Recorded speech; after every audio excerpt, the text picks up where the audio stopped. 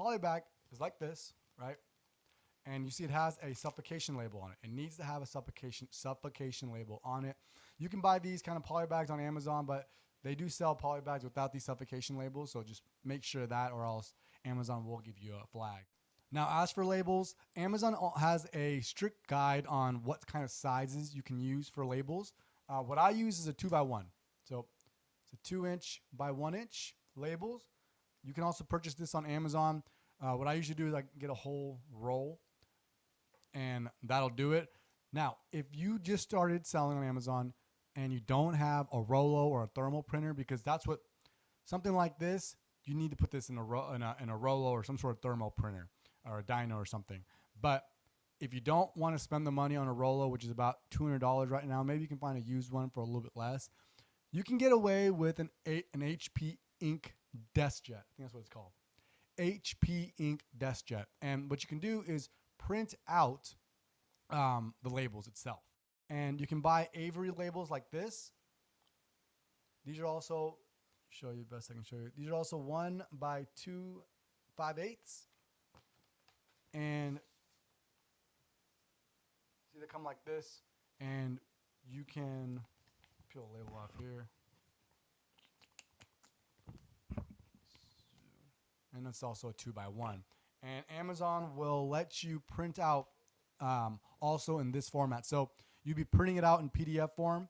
And the PDF form is just going to be a blank page with just a bunch of barcodes. And then you print it out in your printer. It has to be an inkjet.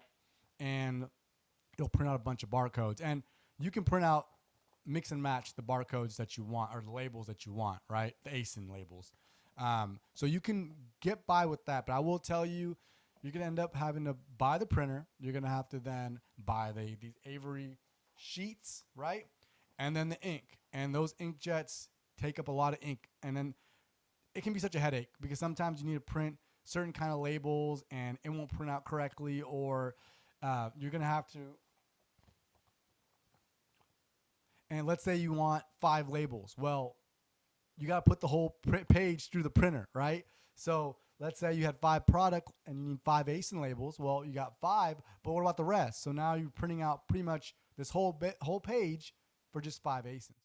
Oh, and by the way, I still have this old, when I still use my inkjet, see what I'm saying? It prints out all the ASINs on the sheet itself. So that can be annoying. But I still have it, my HP inkjet, when I first started, printed it out. It was a headache, but I didn't want to spend $200 on a Rollo just yet. And so maybe you're in that same spot. And if that's the case, go for it. But I will say Rollos save a lot of time. You can print out exactly the amount of ASINs, and you don't have to keep buying ink every single week. So Rollo is the way to go. I know people use Dymo as well, but I've gotten through a long time with this. Rollo hasn't ever given me issues, except for once. But for the most part, it works well. You're going to have to put a shipping label on the box, right? So I have a 4x6 shipping label for my thermal printer.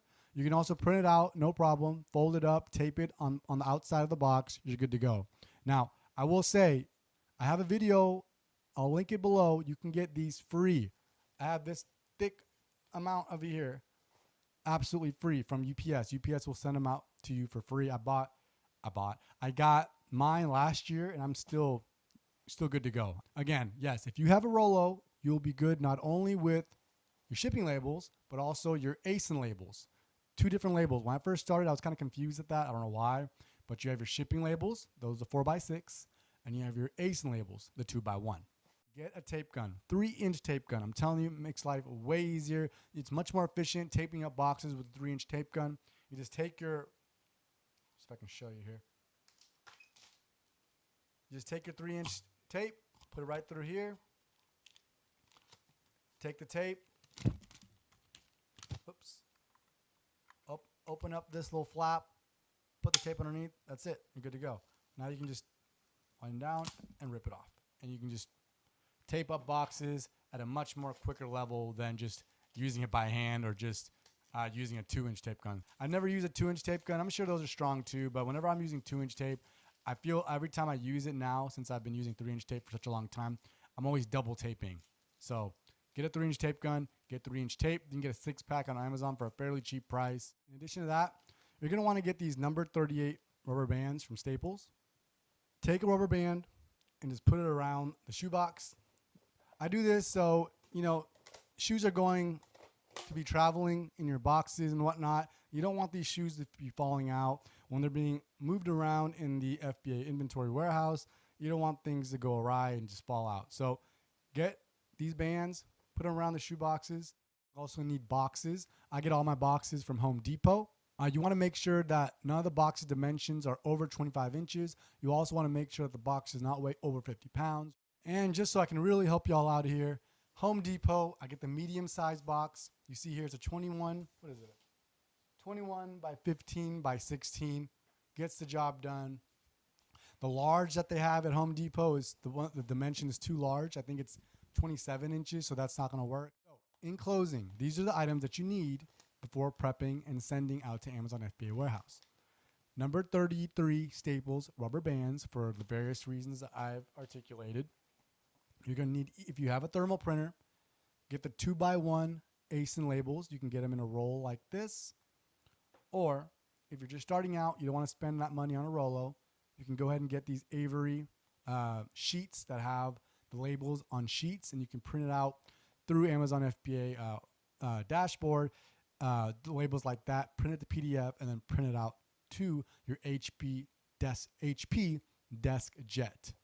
And finally, get you a 3-inch tape gun as well as 3-inch rolls of tape. Also forgot to mention the do not separate stickers, also the poly bags. There is quite a few things that you need, but once you get all those items ready to go, it's pretty straightforward. So I hope that was useful for you guys. I know when I first started selling on Amazon, what I did was I was subjecting myself to a lot of Amazon information, and that's what you should be doing, right? When you first start, subject yourself to a lot of Amazon FBA, online arbitrage, wholesale, whatever you're trying to do. Soak up all the information that you can. And that's why I made the free Amazon FBA online arbitrage course, because all that information I put together in one central home area rather than scouring the internet and just finding little tidbits everywhere, right? And when you first start selling on Amazon, you want to make sure you're getting this information from sincere people. There's a disparity in the amount of disingenuous sellers giving out info, especially in private label. You don't find it too much on the OA side, but definitely in private label. They are really just giving you disingenuous information. But when you first start selling on Amazon, getting information from the wrong person can really exacerbate the situation. Now, I'm not trying to be self-righteous or anything like that. I really try to be transparent and give the information that this is a long-term play. This is not a get-rich-quick scheme. Yes, sellers have came in and do like 100K sales per month by month 3. Now, I'm not 100% sure what the profit is from the 100K sale, right? You always want to make sure you see that that seller is pushing out PL, right? Profit and loss statements, not statements, but just the profit and loss numbers, right?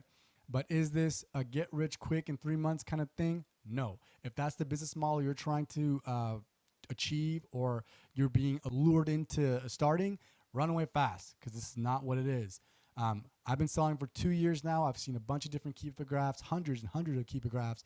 When I first started, I was meticulously looking through all the various kinds of Keepagraphs, absorbing as much information as I could, to now I'm doing 50K a month with 20% ROI, but it took a lot of time to get there. It took a lot of returns that I was experiencing, a lot of losses as well, things of that nature, right? So get the information. It doesn't have to be through me. There's a lot of great sellers on the Amazon FBA platform, people like Jonathan from Duke Does Amazon, Oscar. A lot of people I've interviewed on this platform. You can scroll down and you can see my interviews with them. I choose to really interview people that I gravitated to, that I know that are putting out sincere information.